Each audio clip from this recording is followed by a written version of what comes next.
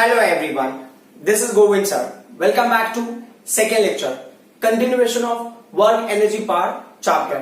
In last class we discussed about what is work and then we discussed about to find out work we can consider two conditions, one constant force and second variable force. तो हमने देखा था कि constant force के case में, ठीक है, सो अगर कांस्टेंट फोर्स है तो उस केस में हमको कैसे वर्क डन मिला था वो पॉइंट पे हमने फोकस किया था.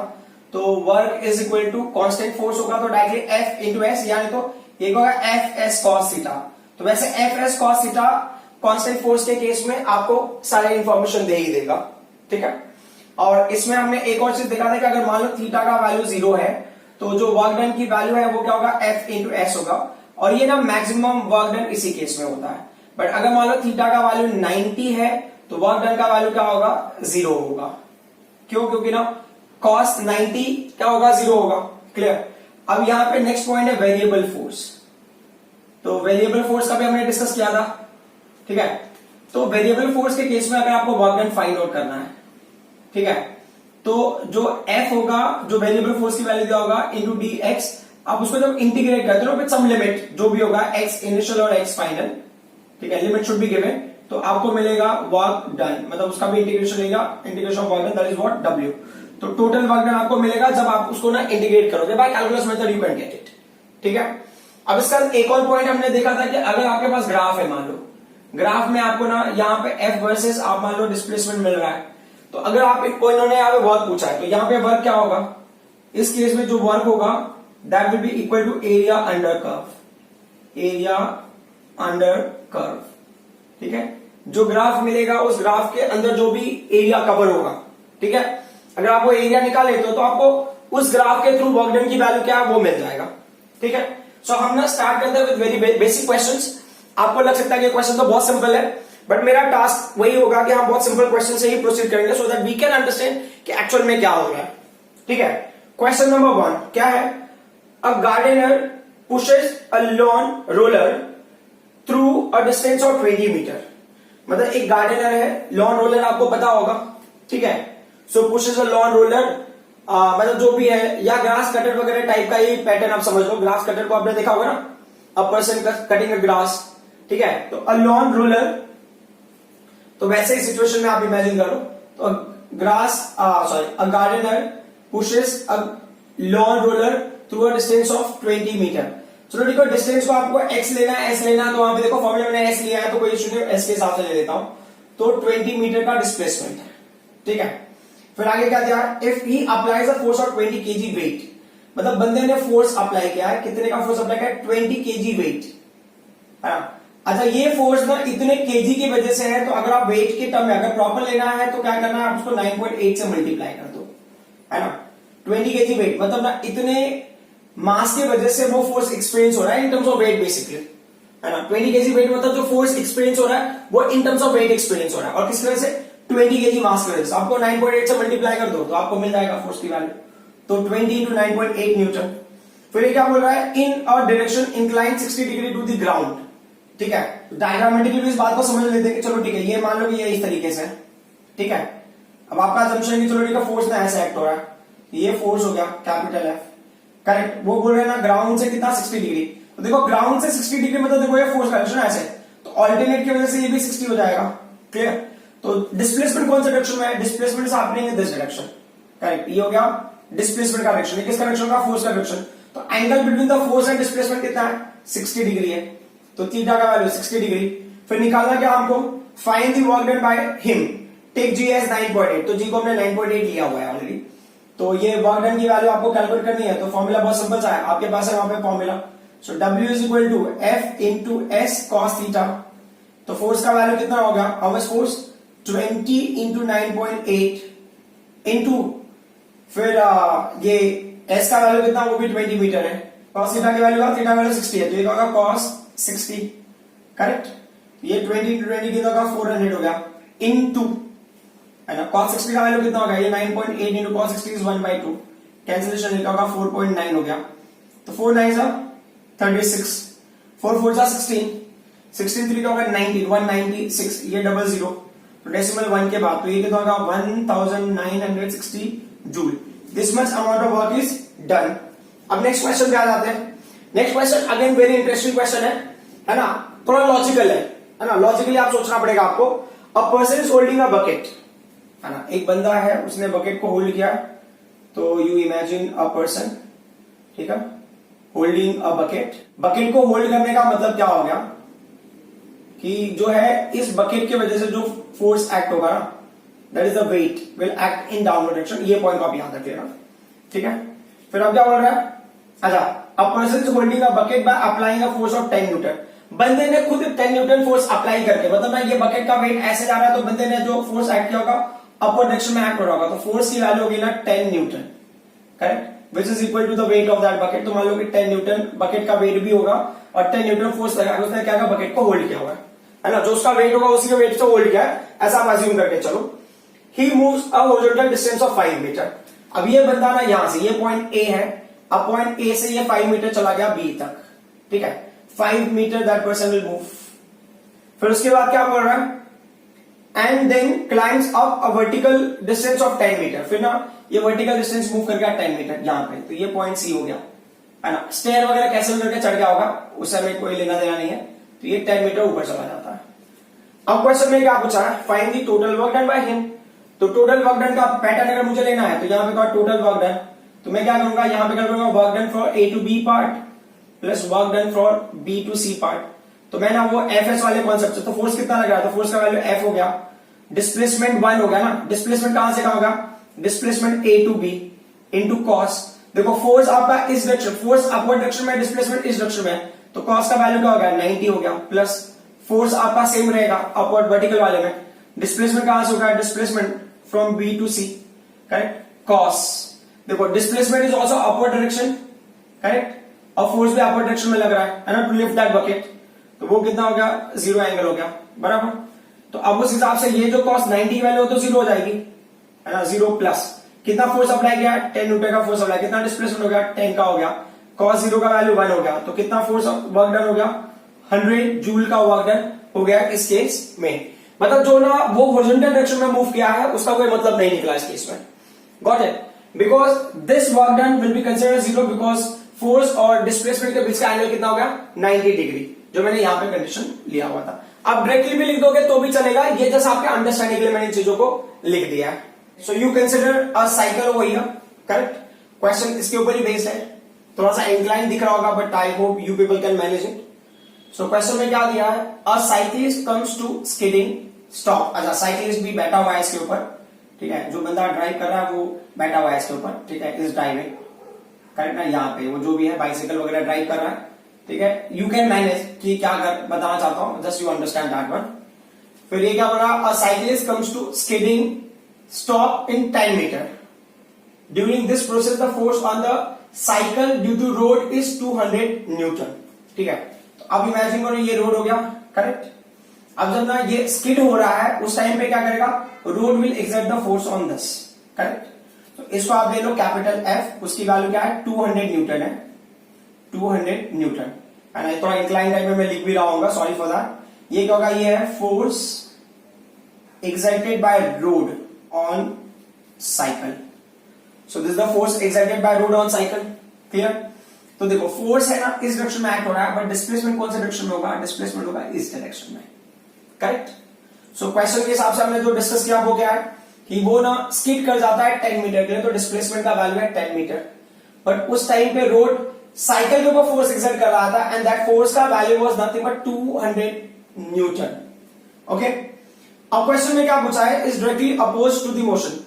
सो एक बार मैं फिर से रीड कर दूंगा, cyclist comes to a skidding stop in 10 metre, during this process the force on the cycle due to road is 200 Newton and is directly opposed to the motion. How much work does the road do on the bicycle? मतलब how much work done by road, कहां पे, on cycle, ठीक है, पहला question ये है। Second question क्या है, second question, how much work does the cycle do on road? So work done by cycle on road। तो पहले तो हम फर्स्ट पार्ट को देख लेते हैं। फर्स्ट पार्ट के लिए अगर हम सॉल्व कर रहे हैं तो वर्क डन का फॉर्मूला हमको पता है, W = F S cos theta. कितना फोर्स एक्सर्ट हुआ इस केस में, मतलब ग्राउंड ने साइकिल के ऊपर 200 न्यूटन का फोर्स एक्सर्ट किया and what is the displacement, 10 metre का डिस्प्लेसमेंट है। कॉस थीटा का वैल्यू कितना हो गया बॉस इस केस में, थीटा का वैल्यू इस केस में है 180, क्लियर, ये होगा कॉस 180। सो ये कितना होगा मल्टीप्लाई करके ये कितना होगा 2000 आपको मिला, कॉस 180 का वैल्यू माइनस, ये होगा -2000 जूल। मतलब -2000 क्या होगा, माइनस का मतलब क्या होगा, minus means it's a negative work done because force and displacement are in what, opposite direction, ठीक है। अब सेकंड पॉइंट पे आ जाते हैं। तो अब क्या होता है ना कि रोड ने ना साइकिल के ऊपर कुछ वर्क किया, तो साइकिल रोड के ऊपर कितना वर्क करेगा, तो every action is equal in opposite direction, correct ना।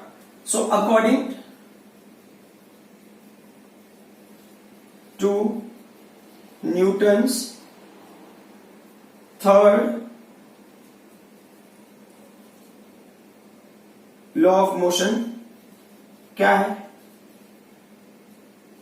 Every action has equal and opposite direction, has equal and opposite direction, ये एनसीईआरटी क्वेश्चन है, ध्यान देना, and opposite reaction, ठीक है।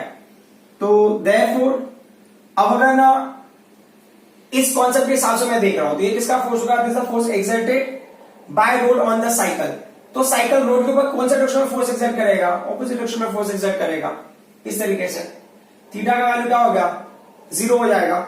जब थीटा की वैल्यू 0 हो जाएगी तो वर्क डन का वैल्यू जो आपने पहले कैलकुलेट किया था वही वर्क डन होगा, बट एक्जैक्टली ऑपोजिट ना, बराबर। तो वर्क डन जो रहेगा वो कितना होगा, 2000 जूल होगा, बट पॉजिटिव होगा।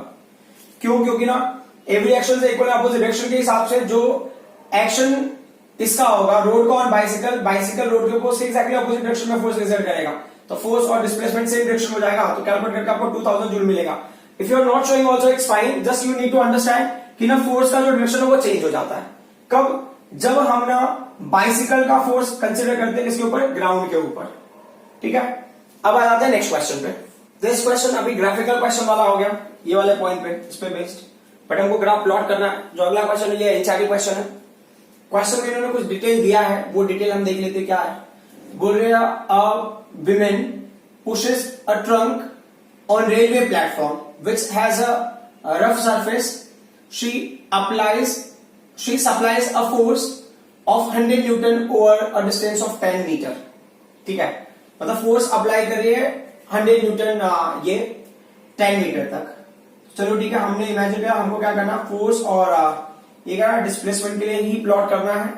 ये फोर्स हो गया, करेक्ट, ये डिस्प्लेसमेंट के लिए हो गया, बराबर। अब इन्होंने बोला 100 न्यूटन बोला इन्होंने, तो चलो ठीक है, मैं 100 न्यूटन, एक्चुअल में क्या है पूरा रीड करेंगे तो फिर क्लियर होगा, अदरवाइज हमको इतना समझ में आ गया 100 न्यूटन का फोर्स अप्लाई किया है कितने डिस्टेंस तक, 10 मीटर तक, बराबर।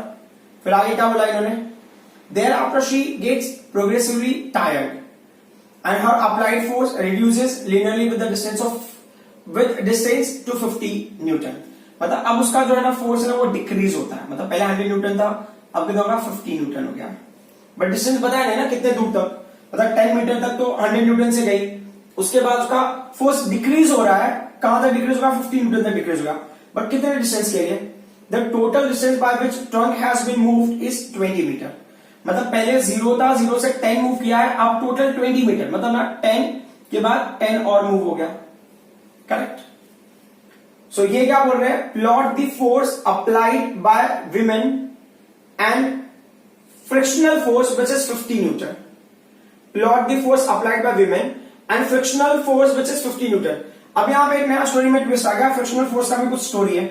तो फ्रिक्शनल फोर्स ये ना, ये क्या है, अप्लाइड फोर्स, ये कैपिटल एफ की वैल्यू है, ठीक है। अब बोले फ्रिक्शनल फोर्स की वैल्यू भी है, जिसकी वैल्यू कितनी है 50 न्यूटन, और ये कंटिन्यूसली एक्ट हो रहा है।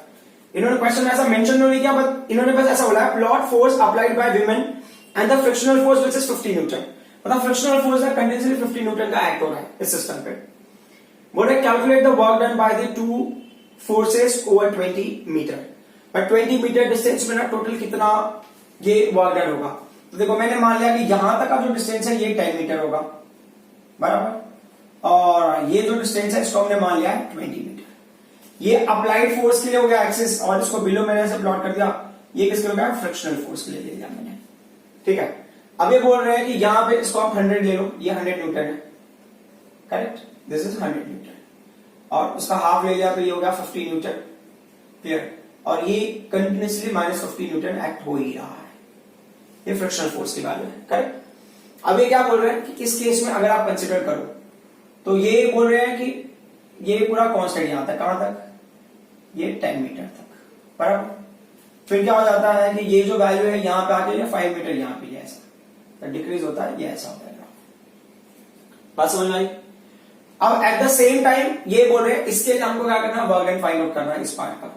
फिर अब फ्रिक्शनल फोर्स में 50 न्यूटन एक्ट हो रहा है पूरे 20 मीटर तक, ये फ्रिक्शनल फोर्स का एरिया हो गया, बराबर। सो अगर आपको लेना है तो इसको आप O A B C D E ले लिया आपने, और दिस व्हाट, यहां पे ये F हो गया। क्लियर?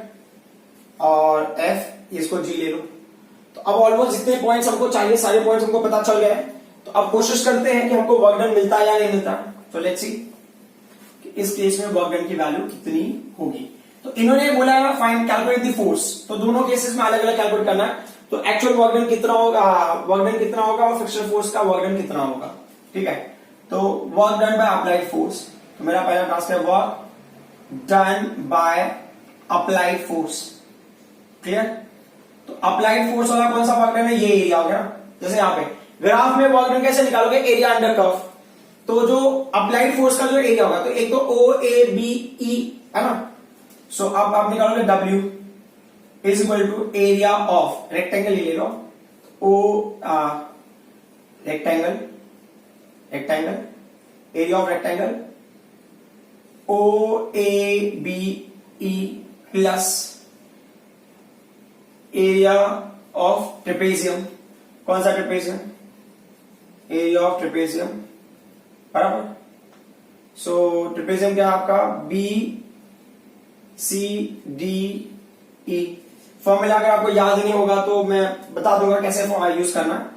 तो ये रेक्टेंगल का क्या होगा, लेंथ इनटू ब्रेड्थ। तो लेंथ की वैल्यू को अगर मुझे रहता है OE मैंने ले लिया लेंथ को, करेक्ट। और ब्रेड्थ की वैल्यू क्या है, OA मैंने यूज किया एज अ ब्रेड। तो ये मेरा एक वैल्यू का एरिया ऑफ रेक्टेंगल मिलेगा। ट्रेपेजियम का क्या होता है, ट्रेपेजियम होता है half into sum of parallel sides. तो अब इसमें देखो ये दो साइड्स तो पैरेलल लग नहीं रहे, ये दो साइड ही पैरेलल लग रहे, तो sum of two parallel sides, first parallel side B हो गया, सेकेंड पैरेलल साइड का होगा CD हो गया, इनटू सेपरेशन बिटवीन देम और हाइट, इनटू हाइट। अब हाइट में हम सेपरेशन के टर्म में ले लेते हैं, तो ये क्या होगा, ये है ना, ये दो पैरेलल लाइंस के बीच का जो हाइट है या सेपरेशन है वो क्या होगा, ED हो गया। बात समझ में आई? अब इसको कैलकुलेट करके देख लेते हैं। तो what's the value for OE, OE का वैल्यू 10 मीटर है, OA का वैल्यू कितना है बॉस, 100 है, प्लस ये हो गया हाफ। B का वैल्यू कितना है, B का वैल्यू 100 है ना, प्लस CD का वैल्यू कितना है बॉस, 50 है ना। यहां पे ऐसा लेना है तो आप डॉटेड, ये हो गया 50 इनटू ED का वैल्यू कितना है, ED का वैल्यू है 10, तो ये 2, ये हो गया 5, ये कितना होगा, ये हो गया 1000 हो गया, प्लस ये कितना होगा 150, 150 इंटू 5 कितना होगा, 750 हो जाएगा। ये कितना होगा 1750 joule. This is work done by applied force. Frictional force का भी तो कैलकुलेट करना है हमको, so work done by frictional force वो भी देख लेते हैं। तो work done by frictional force, ठीक है। तो क्या स्टोरी है, so W is equal to frictional force में यही है ना पूरा, एक सिर्फ ये पूरा कंप्लीट एरिया है, तो क्या होगा area of rectangle, area of rectangle कौन सा, ODFG। सो क्या होगा लेंथ इनटू ब्रेड्थ, तो लेंथ हो गया GF इनटू ब्रेड्थ का मतलब होगा OG। तो GF का वैल्यू कितना हो गया, G टू F का वैल्यू 20 मीटर, करेक्ट। अगर आपको लेना है तो OG का वैल्यू कितना हो गया, -50 है ना, तो माइनस के टर्म में ले लेंगे तो चलो ठीक है। तो ये कितना होगा -1000 जूल। तो ये कितना वर्क करेगा, ये नेगेटिव वर्क करेगा, और ये क्या वर्क करेगा, positive work. So there is a positive work done by applied force and there is a negative work done by frictional force, है ना। नॉर्मल फ्रिक्शनल फोर्स तो नेगेटिव वर्क ही करेगा ना, whatever the direction of displacement, जो frictional force होगा exactly उसके opposite direction में एक्ट होगा। तो ये हो गया हमारा, तो हमने कांस्टेंट फोर्स के ऊपर न्यूमेरिकल किया, हमने ग्राफ के ऊपर न्यूमेरिकल किया, बट वेरिएबल के ऊपर एक भी न्यूमेरिकल नहीं किया। तो एक क्वेश्चन हम करते हैं वेरिएबल के ऊपर। अभी अगला क्वेश्चन क्या है, a particle moves along x axis from x is equal to 0 to x is equal to 5 metre. यहां पे क्या लिखा है, x is equal to 0 to x is equal to 5 metre, ठीक है। Under the influence of a force given by, the force given by, तो F का value क्या हो गया 7 माइनस 2x प्लस एक और 3x स्क्वायर। ये वेरिएबल फोर्स है। कैसे पता है वेरिएबल फोर्स है, क्योंकि जब आप 1 रखोगे तो वैल्यू अलग आएगा, 0 रखोगे वैल्यू अलग आएगा, 2 रखोगे वैल्यू अलग आएगा, 3 रखोगे वैल्यू अलग आएगा। तो एवरी इंस्टेंट, मतलब जितना जैसे आप x की वैल्यू चेंज करोगे फोर्स की वैल्यू चेंज होगी, तो फोर्स क्या होगा, वेरिएबल हो गया, ठीक है, कोई इशू नहीं। फिर क्या बोला इन्होंने, find the work done in the process, मतलब इस प्रोसेस में आपको वर्क डन कैलकुलेट करना है, तो W is question mark. As far we are understanding, तो small work done is what, variable force into small displacement। फिर ये क्या होगा, इसको इंटीग्रेट कर देना है। लिमिट क्या लिया हमने, x1 टू x2 है बेसिकली। यहां पे अगर आपको लेना है लिमिट, तो x1 की वैल्यू क्या है, x1 की वैल्यू 0 है, and what's the value of x2, x2 का वैल्यू 5 है, तो 0 टू 5 ये फॉर्मूला हो गया। तो dw का इंटीग्रेशन इज w, सो अब ये 0 टू 5, ठीक है। f का क्या है, f का वैल्यू है 7 minus 2x plus 3x raise to 2 into what dx, clear. अब इंटीग्रेट करेंगे आप, तो इंटीग्रेशन से पहले अगर आपको इंडिविजुअली देखना है, तो देखो ये 7 क्या है, ये कांस्टेंट वैल्यू है, करेक्ट। अब 7 इंटू dx ना, क्योंकि dx को अंदर लगाओ, 7 इंटू dx, तो मतलब 7 इंटू dx, इसको इंटीग्रेट कर रहे हो तो 7 बाहर आ जाएगा, तो dx का इंटीग्रेशन क्या हो गया, x हो गया। तो ये 7 बाहर था, dx का इंटीग्रेशन x हो गया, स्क्वायर ब्रैकेट में वैल्यूज, माइनस 2x में क्या है, 2x में 2 बाहर आएगा, और x का इंटीग्रेशन पावर 1 है, तो 2 x raise to 2 upon 2, 2 cancel हो जाएगा। चलो ठीक है, फिर भी लिख लेते हैं, ये 2 कांस्टेंट वैल्यूज है, x का इंटीग्रेशन क्या है आपने को, x रेज टू 2 अपॉन 2, ठीक है, प्लस 3x स्क्वायर में क्या है, 3 कांस्टेंट है, x स्क्वायर का क्या हो गया, x cube upon 3, correct. Power 1 से ऐड होगा, वही वैल्यू डिनोमिनेटर में, तो आपने इंटीग्रेट कर दिया, तो dx अभी नहीं रहेगा, ये क्या होगा 0 टू 5, इसका लिमिट हो गया, तो ये 2 कैंसिल हो गया, ये 3 कैंसिल हो गया।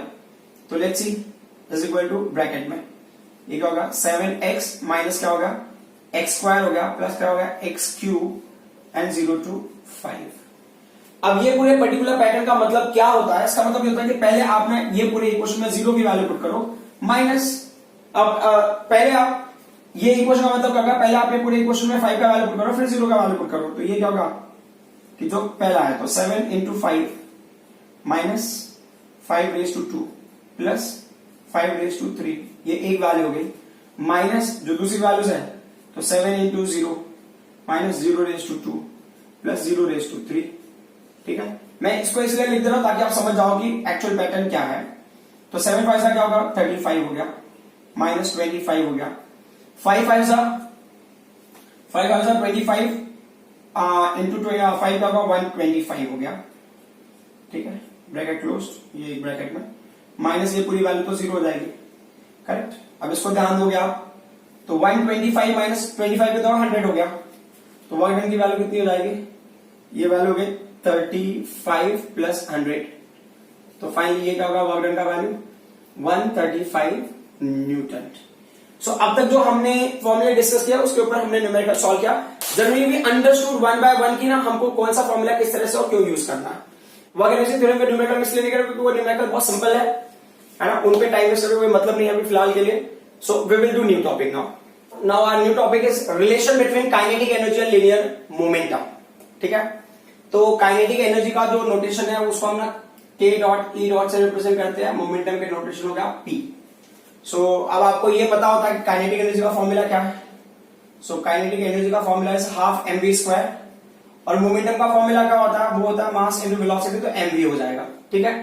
देखो इसके पीछे ना बहुत सारे वो कंडीशन है कि हम ना ये डेरिवेशन क्यों किस तरह से एक पर्टिकुलर पैटर्न में डिराइव करेंगे, तो मैं उतने डिटेल में नहीं जा रहा हूं, जस्ट आई टेल यू कि ना रिलेशन क्या है, ठीक है। बाकी जो डिटेल्स होगी हम बाद में कभी डिस्कस कर लेंगे। सो क्वेश्चन में क्या इन्होंने दिया कि पहले आप इमेजिन करो कि चलो let kinetic energy is equal to k, ये नोटेशन मैंने इमेजिन कर लिया। तो देयरफॉर काइनेटिक एनर्जी का फॉर्मूला क्या होता है, हाफ mv स्क्वायर है, ठीक है। हमको मोमेंटम के टर्म में रिलेट करना, चलो ठीक है, एक काम करता हूं मैं एक्सप्लेन कर ही देता हूं कि हम एक पर्टिकुलर पॉइंट पे कैसे पहुंचेंगे। तो ये काइनेटिक एनर्जी होगा हाफ mv स्क्वायर होगा, ठीक है। अब ये काइनेटिक एनर्जी होगा। मान लो इसको मैं मोमेंटम में कन्वर्ट करना चाहता हूं तो मैं इसको mv इंटू वी भी लिख सकता हूं, करेक्ट। तो अगर मान लो इस वैल्यू को मैंने मोमेंटम में कन्वर्ट किया तो k is equal to half हो गया, ये p हो गया और ये v हो गया, बराबर। तो अगर ऐसा फॉर्मूला बनता है तो इज दिस फॉर्मूला पॉसिबल, पहले वो देखना हमको। तो मान लो कि ना अगर किसी बॉडी का वेलोसिटी चेंज हो गया तो उस बॉडी का काइनेटिक एनर्जी चेंज होगा, करेक्ट। उस बॉडी का मोमेंटम भी चेंज होगा, समझ वाली बात। अगर किसी बॉडी का काइनेटिक एनर्जी चेंज हो रहा, वेलोसिटी चेंज होगा, उसका मोमेंटम चेंज होगा, उसका काइनेटिक एनर्जी चेंज होगा, ये तीनों वैल्यू चेंज हो गए। तो एक ही क्वेश्चन में अगर ऑल थ्री पैरामीटर चेंज होगा, मतलब वेलोसिटी इंक्रीज होगा तो मोमेंटम भी इंक्रीज होगा, काइनेटिक एनर्जी भी इंक्रीज होगा, ठीक है। मतलब मोमेंटम कंजर्व है उस केस में नहीं। मतलब अगर मान लो नॉर्मली m की वैल्यू अगर फिक्स है ना, m की वैल्यू फिक्स्ड है, आपने v की वैल्यू को इंक्रीज कर दिया, तो अगर काइनेटिक एनर्जी के केस में हाफ mv स्क्वायर के केस में अगर काइनेटिक एनर्जी इंक्रीज हो रहा है वेलोसिटी इंक्रीज करने से, तो मोमेंटम के केस में भी मोमेंटम इंक्रीज होगा, है ना, वेलोसिटी के इंक्रीज करने से। तो वेलोसिटी भी इंक्रीज हो रहा है, मोमेंटम इंक्रीज हो रहा है, काइनेटिक एनर्जी भी इंक्रीज हो रहा है, तो ये कंडीशन पॉसिबल नहीं है, समझ में आ रहा है। तो मतलब हम ना यहाँ पे मोमेंटम को इस तरह से नहीं डिराइव कर सकते। तो अब मोमेंटम को कैसे डिराइव करेंगे, तो एक ऑप्शन और दिख रहा है कि हम क्या करते हैं ना कि देखो वहां पे क्या है कि जो m का स्क्वायर नहीं है v का स्क्वायर है, तो हम क्या करते हैं दोनों को m से मल्टीप्लाई करते हैं, न्यूमरेटर और डिनोमिनेटर दोनों को, ठीक है। तो अभी आपने क्या किया, ये काइनेटिक एनर्जी है, ये हाफ हो गया, ये mv स्क्वायर हो गया, न्यूमरेटर में m से और डिनोमिनेटर में m से मल्टीप्लाई कर दिया हमने। तो ये वैल्यू क्या होगा, k इज इक्वल टू ये हाफ हो गया, ये क्या होगा m स्क्वायर हो गया v स्क्वायर ना, m square v square upon क्या होगा ये m हो गया, करेक्ट। तो जो हमने अब तक समझा है कि मोमेंटम का वैल्यू का फॉर्मूला का mv होता है, तो p square is equal to क्या हो जाएगा m स्क्वायर v स्क्वायर हो जाएगा, ठीक है। सो अब ये क्या कह रहे हैं, देखो kinetic energy is equal to ये जगह पे आपने p स्क्वायर लिया तो p स्क्वायर अपॉन 2 है। तो ये हो गया रिलेशन किसका, काइनेटिक एनर्जी एंड मोमेंटम के बीच का। तो अभी देखो मान लो वेलोसिटी आपने इंक्रीज कर दिया तो मोमेंटम इंक्रीज होगा, काइनेटिक एनर्जी इंक्रीज होगा, बट मास क्या रहेगा, कांस्टेंट रहेगा। तो सिर्फ दो ही पैरामीटर चेंज हो रहे हैं, थर्ड पैरामीटर आपका कांस्टेंट है, मतलब ये इक्वेशन पॉसिबल है, ठीक है। तो अगर आपको ना मोमेंटम दिया है ना, मोमेंटम गिवन और काइनेटिक एनर्जी पूछा है, तो आप ये इक्वेशन यूज कर सकते हो। मतलब P गिवन है और किसी ने काइनेटिक एनर्जी के बारे में पूछा है, तो आप ये इक्वेशन यूज कर सकते हो, ठीक है। और इसी इक्वेशन को हम अरेंज कर सकते हैं, we can write p square is equal to 2mk। तो p इज इक्वल टू क्या होगा, under root of 2mk, clear. ये इक्वेशन में क्या होगा, इस कंडीशन में अगर आपको काइनेटिक एनर्जी दिया हुआ है and someone is asking about momentum, तो आप इस इक्वेशन को यूज कर सकते हो, ठीक है। अब सबसे इंपॉर्टेंट बात जो है इस केस में वो ये है कि ये जो फॉर्मूले हमने डिस्कस किए ये फॉर्मूले बहुत इंपॉर्टेंट है, आगे हमने बहुत बार इसको यूज करेंगे। प्लस 12th में कुछ चैप्टर है जहां पर ये फॉर्मूले आपको यूज करना है, तो कहीं कहीं पे ऐसा डेरिवेशन टाइप भी आपको दिखेगा, कुछ लोगों ने डिराइव किया, कुछ लोगों ने नहीं डिराइव किया। तो ऐसा ना अजम्पशन होता है टीचर्स का कि आपने इस चैप्टर में कर लिया तो मतलब आपको ये कॉन्सेप्ट और ये फॉर्मूला आता होगा, तो दे डोंट डिराइव, है ना। टीचर्स इस फॉर्मूले को बार बार डिराइव नहीं करते, वो डायरेक्टली फॉर्मूला मेंशन कर देंगे, k is equal to p square upon 2m और p is equal to under root 2mk। हो सकता है शायद ना काइनेटिक एनर्जी का नोटेशन चेंज हो जाए, k की जगह पे कोई दूसरा नोटेशन यूज कर ले, बट जो फॉर्मूला है वो आपका ऐसे ही रहेगा। And this formula is very very very important. So as you all can see this question, हमें जो फॉर्मूले यूज करने हैं, पहले मैं फॉर्मूला यहां लिख देता हूं। मान लो अगर काइनेटिक एनर्जी दिया हुआ है तो मोमेंटम से कैसे रेट होगा, p स्क्वायर अपॉन 2m, मतलब मोमेंटम दिया है, काइनेटिक एनर्जी हम ऐसे निकालेंगे। बट अगर मान लो काइनेटिक एनर्जी दिया है, then how do we get momentum, so ये 2mk हो गया और यहां पे ये p हो गया, ठीक है, मोमेंटम, लिनियर मोमेंटम। हाँ, एक और चीज है कि अगर मान लो कोई ऑब्जेक्ट है ना x है, ठीक है, कोई वैल्यू x है और ये x की वैल्यू ना इंक्रीज होता है, if x increases, ठीक है, increases by y%, ठीक है। सो जो उसका न्यू वैल्यू होगा ना, सो जो न्यू वैल्यू होगी, है ना, हो सकता है काफी लोगों को पता नहीं हो, तो मैं एक बार बताता हूं। न्यू वैल्यू अगर मान लो x डैश होगा, तो क्या होगा, जो पहले वैल्यू होगा वो आपको लिखना है प्लस कितने परसेंट इंक्रीज हो रहा है, y% से, तो y% ऑफ व्हाट, x। उसको अगर आगे और सिंप्लीफाई करना होगा तो you can write x plus y upon 100 into x. आपको जो नया वैल्यू है वो पता चल जाएगा, ठीक है। बट अगर मान लो यही वैल्यू ना डिक्रीज हो रहा होता है ना, if x decreases by y%, तो क्या होगा, जो न्यू वैल्यू होगी, है ना, अभी मैं वो अपर साइड में लिखते चला जा रहा हूं, न्यू वैल्यू जो होगी वो क्या होगा, x dash will be what, original value minus y% of what x, ये क्या होगा, x माइनस क्या होगा, y अपॉन 100 इंटू क्या हो जाएगा, ये x हो जाएगा, ठीक है, ये न्यू वैल्यू। तो ये आप पैटर्न आपको पता होना चाहिए। अभी तो फिलहाल मैं जो 2 क्वेश्चंस कर रहा हूं उसमें इंक्रीज वाला ही पैटर्न फॉलो करूंगा, ठीक है। तो ये प्लीज लिख लेना, बिकॉज व्हाट हैपेंस कि sometime people are able to calculate, उनको कॉन्सेप्ट पता होता है, बट ना ये छोटी सी मिस्टेक में लोग ना ये पर्टिकुलर पार्ट परसेंटेज के टर्म को समझ नहीं पाते हैं। आप क्यों नहीं समझ पाते हैं, वो तो डिपेंड करता है एज ए इंडिविजुअल, कि हो सकता है बहुत टाइम हो गया है परसेंटेज का क्वेश्चंस करके, इस वजह से प्रॉब्लम होता है, या एक्चुअल में उनको कंफ्यूजन है। सो अब हम ना क्वेश्चन को सॉल्व करेंगे। तो क्वेश्चन हमारा जो है, फर्स्ट क्वेश्चन देखो क्या है, if the linear moment of body increases by 20%, what will be the percentage increase in kinetic energy of body. तो देखो समझने वाली बात क्या है कि linear momentum of body increase, मतलब लीनियर मोमेंटम अगर इंक्रीज होगा तो काइनेटिक एनर्जी भी इंक्रीज होगा। तो इंक्रीज, परसेंटेज इंक्रीज कैसे निकालोगे, वो चीज को देख लो आप जरा। What will be the percentage increase, तो क्वेश्चन में पहले क्या परसेंटेज इंक्रीज पूछा है ना, तो ये क्या होगा, काइनेटिक एनर्जी मैं 2 ले लेता हूं, माइनस क्या होगा, काइनेटिक एनर्जी 1, मतलब ये इनिशियल काइनेटिक एनर्जी होगा, ये फाइनल काइनेटिक एनर्जी हो गया, करेक्ट। अपॉन क्या होगा, इनिशियल काइनेटिक एनर्जी, है ना, तभी तो पता चलेगा ना परसेंटेज इंक्रीज, इनटू 100, ये हमारा क्या है, क्वेश्चन मार्क है ना। K2 क्या होगा, ये फाइनल काइनेटिक एनर्जी होगा, केवल इनिशियल काइनेटिक एनर्जी होगा, और ये फिर क्या होगा, K1, ठीक है। सो अब मेरा अजम्पशन है ना, काइनेटिक एनर्जी इंक्रीज हो, लीनियर मोमेंटम इंक्रीज हो रहा है पहले, तो अब आपका अजम्पशन है लेट, कि पहले जो लीनियर मोमेंटम रहा होगा वो P रहा होगा, ठीक है। अच्छा, जब लीनियर मोमेंटम P था तब काइनेटिक एनर्जी क्या रहा होगा, हम अज्यूम कर लेते, तो K1 का वैल्यू क्या होगा, K का फॉर्मूला होता है P upon 2m, P square upon 2m, तो ये होगा P1 स्क्वायर अपॉन क्या होगा, ये 2m हो गया, तो P1 का वैल्यू P है, तो क्या होगा, P स्क्वायर अपॉन 2m, ये हमारा हो गया क्वेश्चन नंबर 1, ठीक है। ये पहला वाला पार्ट हो गया, ये हमारा अजम्पशन है। If the linear momentum of body increase by 20%, मतलब पहले ना P रहा होगा, अब वो 20% इंक्रीज हो रहा है, ठीक है।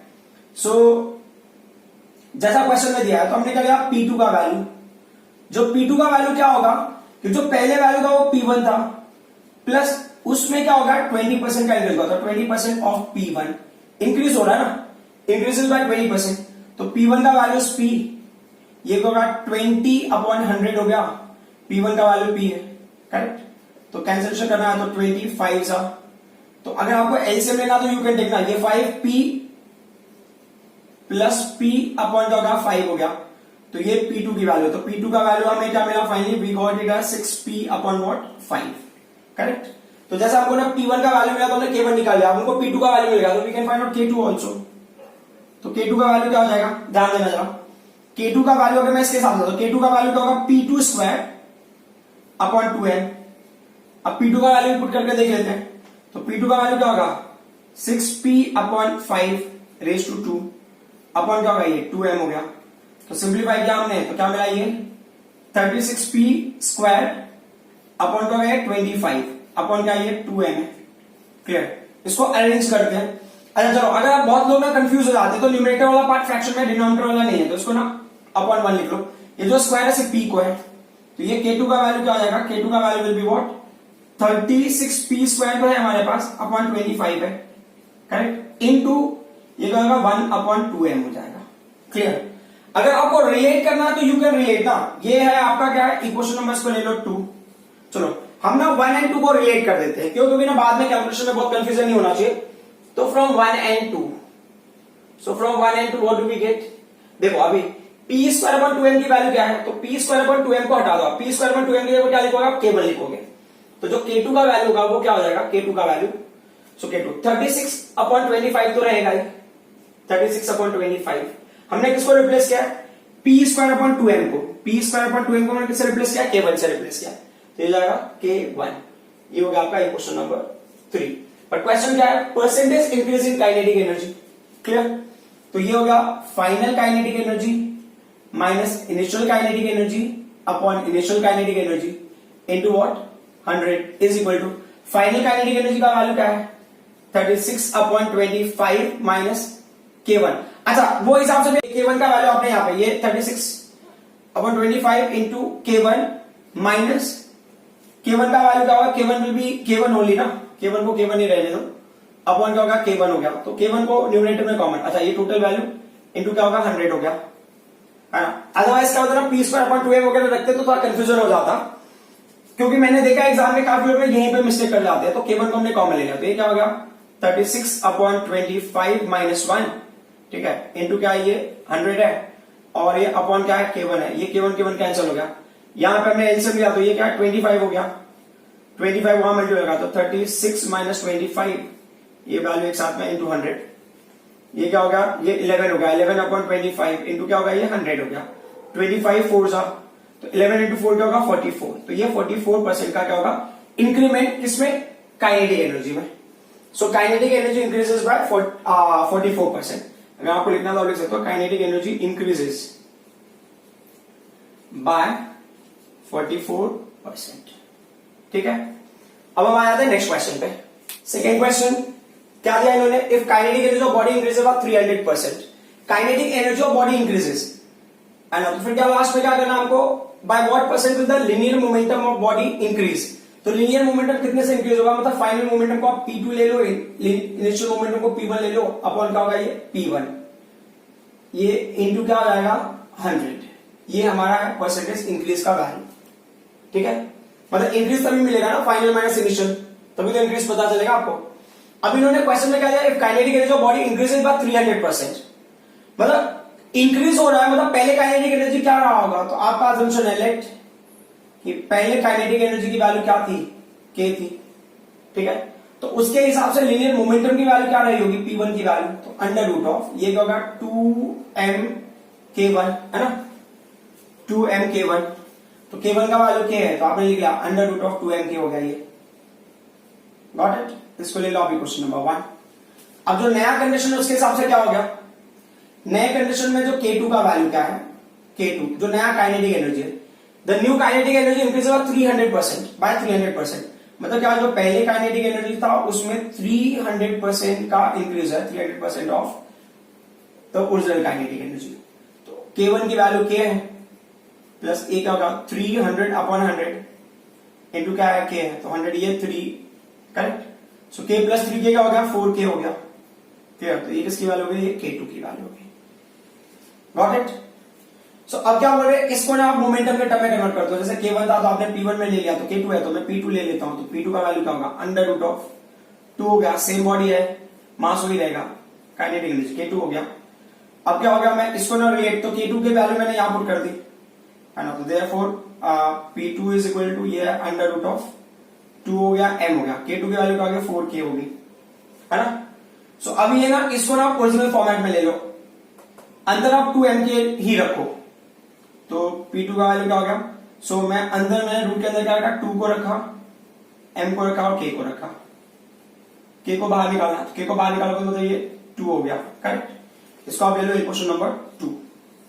Can be relate equation 1 and 2, मतलब जो नया मोमेंटम है ओरिजिनल मोमेंटम से कैसे रिलेट हो रहा है, तो अभी आप लिख सकते हो from 1 and 2, so from 1 and 2 what do we get, हमको मिलेगा P2 इज इक्वल टू ये 2 हो गया, अंडर रूट 2mK का वैल्यू क्या है P1 है, तो ये हो जाएगा 2P1, इसको आपने ले लिया question number 3।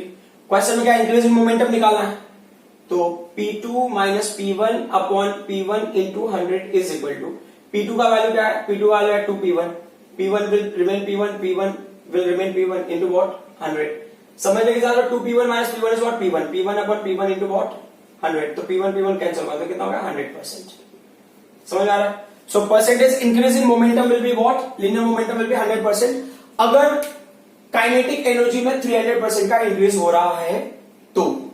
So I hope what I explain up till now you people understood. So ये टॉपिक्स ना बहुत इंपॉर्टेंट है, कॉम्पिटिटिव एग्जाम में भी इसके ऊपर क्वेश्चंस आया हुआ है। इसके पहले जो क्वेश्चंस दिए थे बहुत सिंपल क्वेश्चंस थे, सिंपल इन द सेंस जो हमने अब तक के बेसिक कॉन्सेप्ट डिस्कस किए थे उसके ऊपर ही बेस्ड था, बहुत ज्यादा कॉम्प्लिकेटेड नहीं था, बहुत ज्यादा ट्विस्टेड क्वेश्चन थे, वेरी स्ट्रेट फॉरवर्ड क्वेश्चन थे। और जो मैंने वेरिएबल फोर्स वाला था वैसे क्वेश्चन एग्जाम में भी पूछा हुआ है कॉम्पिटिटिव एग्जाम में, और ये जो मैं परसेंटेज वाला भी मैंने बताया ऐसे क्वेश्चन भी कॉम्पिटिटिव एग्जाम में आए हुए हैं। So I hope whatever I explain you people understood. Thank you very much.